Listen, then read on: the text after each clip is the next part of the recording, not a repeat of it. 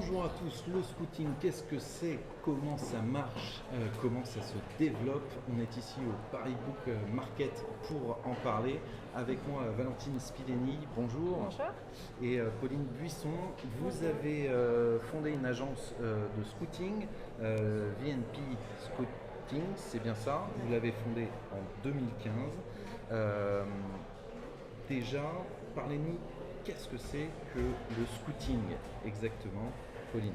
Alors le scouting, c'est un métier de l'ombre de l'édition où on est chargé de lire pour nos clients qui sont des maisons d'édition étrangères ou des producteurs de cinéma, la production littéraire à venir et de dénicher pour eux les grands livres de demain, les grandes tendances.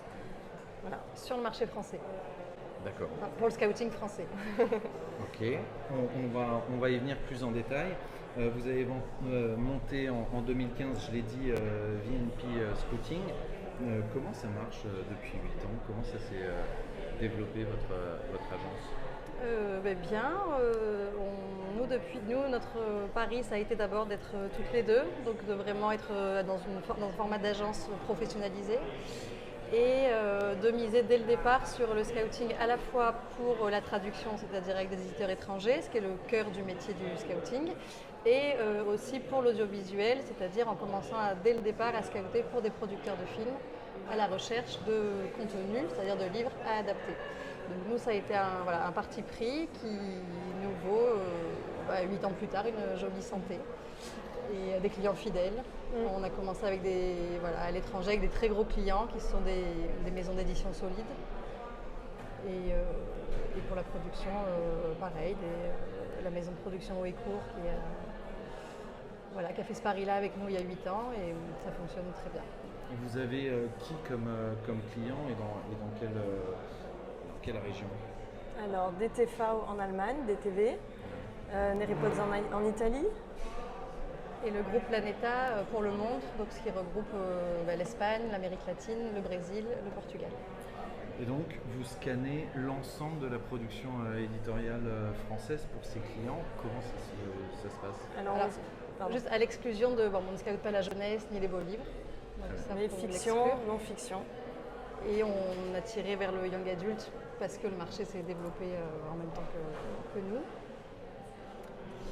Et concrètement, en fait, on a une très bonne relation avec les chargés de droit des maisons d'édition et les agents qui représentent des maisons d'édition. Grâce à cette relation, on est tenu au courant des publications à venir, de leurs gros enjeux aussi, donc des gros livres à paraître. Et là-dedans, on fait le tri et on se répartit les lectures, on lit et on envoie des rapports de lecture à nos clients qui reçoivent nos rapports de lecture toutes les semaines et qui, eux, nous payent tous les mois, qu'ils achètent ou qu'ils n'achètent pas. Alors, c'est ça la grosse différence, parce qu'on en parle depuis quand même pas mal de temps du scouting et du scouting en France. Et finalement, c'est quoi la différence entre un chargé de droit, un scout? Vous venez en surplus, vous venez à côté fondamentalement. Donc fondamentalement, c'est très différent. Mais les chargés de droit français travaillent pour une maison d'édition française pour lesquelles ils sont chargés de vendre les droits des livres français à l'étranger. Nous, donc nos clients sont les éditeurs étrangers, ce sont eux qui nous rémunèrent pour que justement on les aide à faire le tri dans tout ce qu'ils reçoivent de la part des chargés de droit français. Donc en fait, on est un accompagnement à l'acquisition de droits de traduction et d'adaptation pour le compte des éditeurs étrangers et des producteurs de films. Nous, on ne vend rien. On n'est jamais cessionnaire de droit. On n'est pas un intermédiaire ni contractuel ni financier. On est vraiment un service de luxe, un peu de consulting pour les éditeurs étrangers qui ne sont pas en France et qui donc ne peuvent pas tout contrôler sur qu'est-ce qui va marcher demain ou même qu'est-ce qui marche aujourd'hui. Et pour les producteurs de films qui, eux, sont dans leur propre métier du cinéma et ne peuvent pas non plus être immergés totalement dans l'édition française. Vous avez dit, en fait, c'est du conseil, c'est plus du conseil. Et vous, finalement, c'est pas de la lecture. Vous êtes rémunéré sur des conseils ou sur des temps de lecture? Comment ça se... Non, rien n'est comptabilisé. On a un forfait fixe mensuel, annuel. Et on n'est pas tenu à un nombre de lectures. On est tenu à avoir les meilleures lectures le plus rapidement possible. D'accord. On n'a aucune obligation de moyens. Pas d'obligation de résultat. Il n'y a pas de... Il n'y a pas d'obligation de résultat. C'est quoi une journée type d'un scout? Il n'y a pas de journée type, parce qu'il y a des moments type, c'est-à-dire qu'il y a les grandes foires qui vont rythmer notre année, les grandes foires de l'édition, Francfort, Londres, le Paris Book Market depuis 2 ans. Il y a la rentrée littéraire, qui au final pour nous se joue maintenant, quelques mois avant. Et sinon, une journée type, c'est…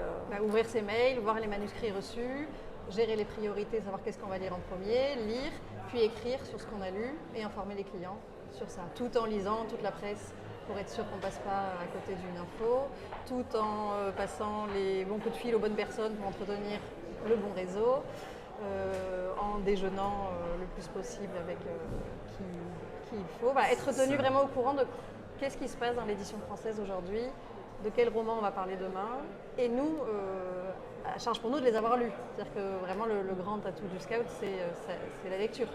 Ah, alors justement, j'avais l'impression que c'était secondaire. C'est quoi un bon scout? C'est de se tenir au courant ou d'être un bon… C'est vraiment les deux à la fois. Ouais. Et troisième pan, c'est de bien connaître son client, donc d'entretenir une relation avec son client et de savoir ce qui lui plaît. Et d'être à l'écoute de ses besoins, de vraiment l'écouter, de savoir ce qu'il recherche. Peut-être parfois de lire entre les lignes. De la lecture contextualisée dans un milieu de l'édition et quelque part un peu régurgitée de façon le plus accurate, perspicace possible aux clients pour qu'ils aient les bonnes informations. Donc c'est à la fois être un gros lecteur et à la fois aussi être bon connaisseur du marché. C'est-à-dire que c'est pas comme si on pouvait lire sans savoir quel auteur vient d'où, etc. Pour finir avec globalement la présentation de ce métier de scout, comment est-ce que vous arrivez à vous mettre en cause? Qu'est-ce qui fait que votre travail a fonctionné ou à l'inverse n'a pas fonctionné? Je pense que déjà d'être deux nous aide beaucoup, puisque si on a un doute sur un livre, on va toujours demander à l'autre, on a un dialogue permanent, continu, et ça nous aide pas mal, parce que finalement il faut constamment se remettre en cause ou essayer d'être le plus ouvert possible, le plus curieux, et essayer de ne pas restreindre son champ de vision et de recherche. Et le marché lui-même nous remet en cause en permanence, puisque c'est quand même la beauté de l'édition comme des autres industries culturelles, c'est que finalement on ne sait jamais. Moi, la seule chose que j'ai appris en 15 ans de scouting, c'est que je ne sais rien. Et qu'on se garde bien de faire des pronostics, on essaye de parler avec notre cœur, avec notre intelligence et nos connaissances. Mais quand on voit le concours 2022, qui pouvait prévoir ça Donc on ne juge pas de livre sur sa couverture. C'est une petite blague. Mohamed M. Bougassar. Non, là, je parlais du concours à Brigitte Giraud, qui était une immense surprise. Et chaque année, chaque année, on pourrait tomber de notre chaise un peu. Enfin, moi, je pense qu'une des grandes qualités du scout, c'est l'humilité déjà. Le fait que vous soyez deux, c'est un métier qui est très indépendant, c'est très porté par la personne. Oui, mais moi je pense que c'est notre qualité, justement d'avoir lâché un peu d'ego dans tout ça et de, comme disait Pauline, l'échange qu'il y a entre nous deux, le doute, de pouvoir entretenir le doute à deux. Et aussi de pouvoir absorber les lectures. Oui. C'est-à-dire que nous, ça nous permet d'avoir des vies privées. Vous êtes, avant de fonder votre agence, qu'est-ce que vous faisiez, vous, Pauline? Moi, je travaillais dans une maison d'édition de non-fiction, les éditions des Jacob, et j'étais au service de cession et d'acquisition des droits de traduction. D'accord. Et vous Et moi, j'ai appris le métier auprès de Cristina De Stefano, qui est une scout, et dont j'ai assisté pendant 5 ans. Vous avez toujours fait du scouting? Oui. Comment est-ce qu'on se forme aujourd'hui au scouting? C'est pas un marché suffisamment développé, c'est ça? Il n'y a pas de formation, il n'y a pas de filière? Non. Il faut évidemment avoir une grande soif de lecture, une grande culture. Une grande culture en littéraire. Mais je pense surtout à une grande curiosité, grosse appétence pour l'industrie, vraiment. Il faut aimer savoir qu'est-ce qui se passe dans l'édition, quels sont qui sont les dominants à ce moment-là, quelle petite maison d'édition émerge, quelle grosse maison est en train quels sont les rachats, etc. Il y a d'abord une soif de lecture et une appétence pour l'industrie en elle-même. coup, finalement, vous êtes deux indépendants qui se sont réunis dans cette agence. Il n'y a pas de volonté de votre part de la développer, d'engager des personnes, de développer? C'est un métier très subjectif et très lié à notre personne. Nos clients nous connaissent très bien, on les connaît bien et ils savent quels sont nos goûts, ils savent que quand on parle, je veux dire, c'est très lié à la personne et à sa lecture. C'est forcément, c'est pas, et c'est pour ça qu'on se dit peut-être que ChatGPT ou de l'intelligence artificielle pourrait pas produire un rapport de lecture, parce qu'au final, c'est pas tant le résumé que de vraiment mettre en avant un livre au bon moment en faisant ressortir des choses qui vont marquer, qui vont toucher le lecteur ou l'éditeur. Oui, et par ailleurs, pour nous deux, il y a un confort à être ensemble, on s'entend très bien et il y a une question d'argent qu'il faut partager en deux plutôt qu'en trois. Oui, j'imagine bien, mais justement le développement est... C'est pas si simple. Donc, moi, j'ai pas la sensation que de développerait tellement la rémunération. Et il faut bien dire qu'après 8 ans d'agence, plus l'expérience qu'on a toutes les deux avant, on connaît quand même toutes les deux très bien notre marché. Ce serait assez difficile de faire entrer quelqu'un qui aurait ce niveau-là. Sans dire qu'on a un grand niveau, mais on a le niveau de personnes qui ont une agence de scouting depuis 8 ans. Et on va y venir justement. Comment vous percevez votre marché, comme vous l'appelez? Comment est-ce qu'il a évolué? Comment est-ce qu'il évolue? Le marché français, comment il évolue? Comme on a pu en parler, il y a la littérature en traduction n'est pas ce qui se porte le mieux ces derniers temps. C'est dur pour tous les pays, ce n'est pas du tout propre à la France. Tous les pays ont plus de mal à vendre de la littérature en traduction, c'est un fait. Donc les marchés, notamment le français, sont des marchés qui se concentrent. C'est-à-dire qu'il y a de moins en moins de livres qui marchent. Les livres qui marchent de plus en plus fort. Et donc, ça c'est bon pour le scouting puisqu'il y a une vraie compétitivité qui est développée. Donc il y a peut-être moins de livres à acheter dans l'année, mais il ne faut pas les rater ceux-là. Donc moi je vois une concentration du marché qui exacerbe la compétitivité. Et après sur des développements ou des évolutions de marché plus factuelles, par exemple cette année on a pu voir rentrer dans les listes de meilleures ventes de la dark romance, des young adultes, etc. Ça, c'est une vraie évolution de marché. C'est quelque chose qui n'existait pas il y a 5 ans. C'était extrêmement segmenté, ça n'avait rien à faire dans les listes de meilleures ventes. Maintenant, ce marché se diversifie. Et alors, Pauline, justement, ça évolue. C'est pas forcément vers vos goûts à vous de lecture. Vous le rappeliez, Valentine, il ne faut pas passer à côté des choses.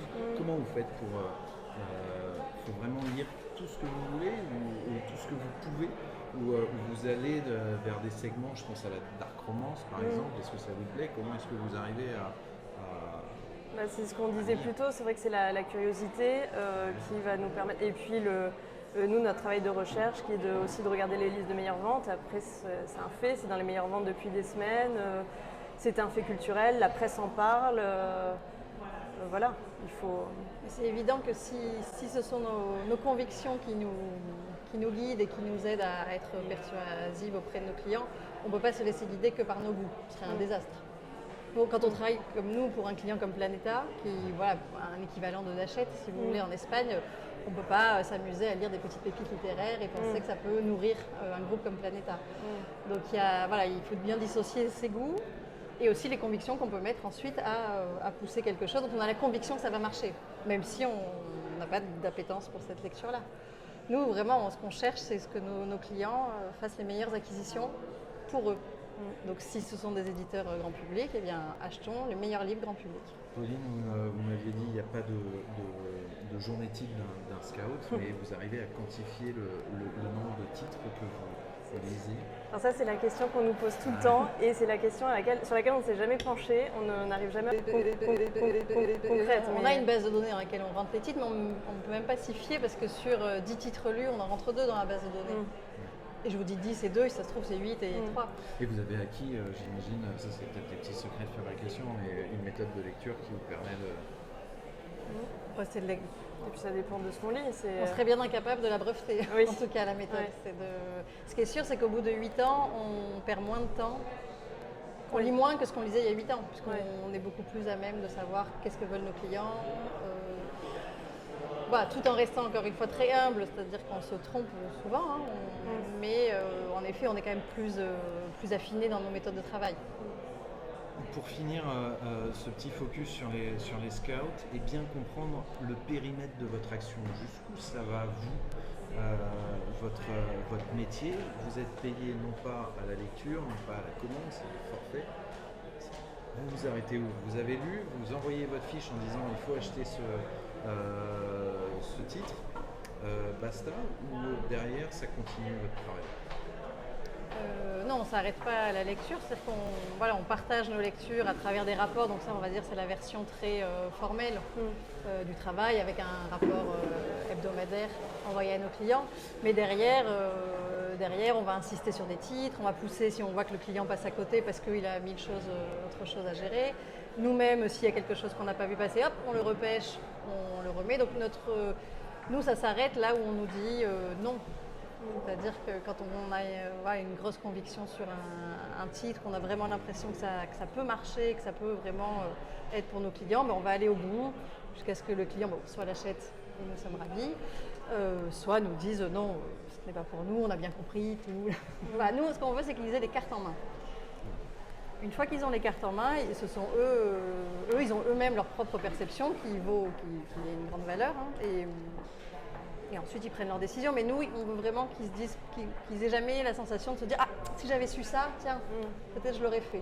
Nous, ce qu'on veut, c'est qu'ils aient tout, les chiffres, la presse, le ressenti, savoir que tel auteur vient d'ici, là, ils ont tout. Nos convictions, si on a adoré, etc.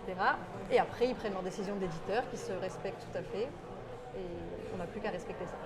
Donner les cartes aux mains des éditeurs étrangers, c'est ce que je retiendrai et pas que de cet échange. Merci beaucoup pour nous avoir un petit peu dit plus sur ce métier de scout. Merci d'avoir suivi la vidéo jusqu'au bout et à bientôt sur Livre Hebdo.